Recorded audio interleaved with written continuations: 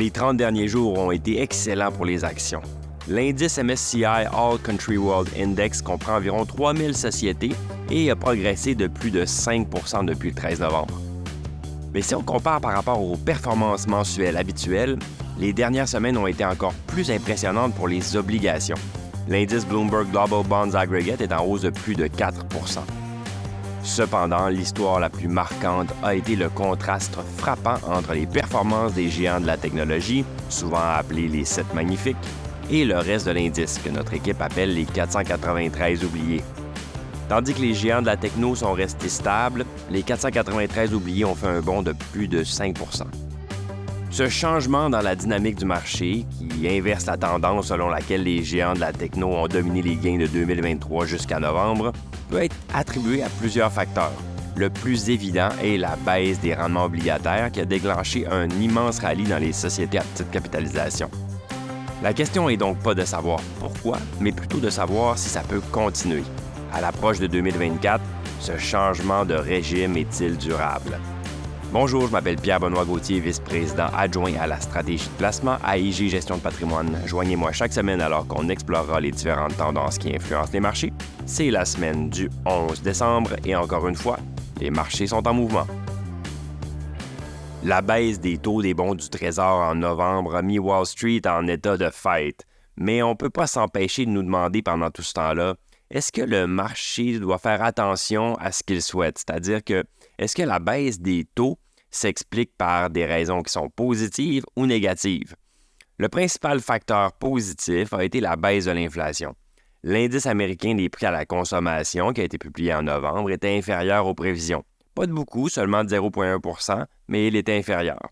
Donc, ce léger succès-là a été en plus soutenu par un discours du président de la Fed, Jerome Powell, sur l'avenir des taux qui était beaucoup plus conciliant que ce qu'on croyait.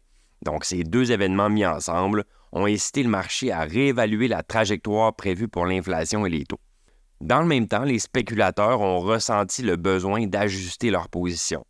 Plusieurs d'entre eux avaient vendu le milieu et la partie longue de la courbe dans l'attente d'une offre excédentaire d'obligations et d'une hausse des rendements.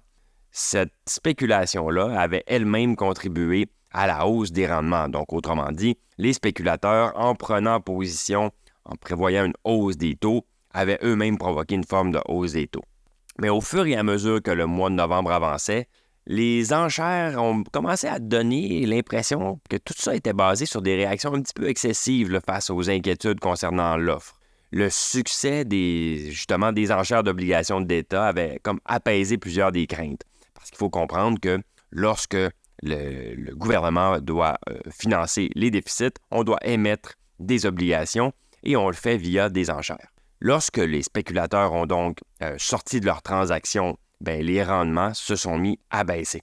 En outre, le marché semble actuellement réagir à toutes les données économiques plus faibles qu'il peut trouver avec une espèce de sentiment de « la mauvaise nouvelle est une bonne nouvelle ». C'est-à-dire que la logique est que si les indicateurs économiques s'affaiblissent, ça va dissuader la Banque fédérale d'augmenter les taux d'intérêt, ce qui ensuite profite aux actions. Donc, une mauvaise nouvelle économique devient une bonne nouvelle pour les actions étrangement. Ça peut évidemment temporairement stimuler les prix des actions, mais il faut comprendre qu'il y a une forme de prudence qui est nécessaire ici parce que les mauvaises nouvelles, au final, à long terme, demeurent toujours des mauvaises nouvelles. La signification de tous ces développements-là pour les 493 oubliés est assez importante parce que contrairement aux 7 magnifiques, qui sont souvent considérés comme des valeurs refuges et des bénéficiaires de la hausse des taux, les petites entreprises du S&P 500, y compris celles des 493 oubliés, prospèrent dans une économie qui est en reprise, mais sont plus vulnérables aux hausses de taux. Sommes-nous convaincus que la performance des 493 se poursuivra jusqu'en 2024? Nos perspectives pour ces entreprises sont optimistes. Des indicateurs tels que le rebond du commerce mondial, des exportations, la reprise de la productivité manufacturière, l'augmentation des bénéfices par action suggèrent le début d'un nouveau cycle dans l'économie américaine et mondiale.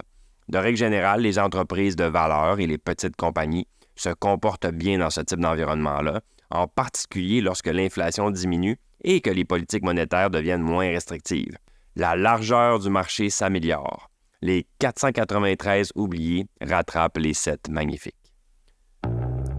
Merci d'avoir été avec nous. J'espère que vous avez apprécié ce balado. Si c'est le cas, n'hésitez pas à le partager à vos collègues et amis. Bonne semaine.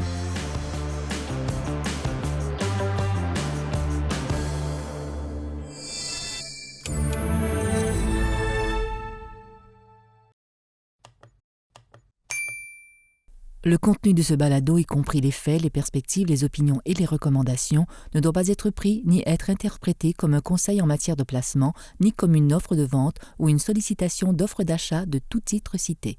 On ne doit pas se fier sur le contenu de ce balado à quelque fin que ce soit, et IG, Gestion de patrimoine, n'est aucunement responsable de son utilisation.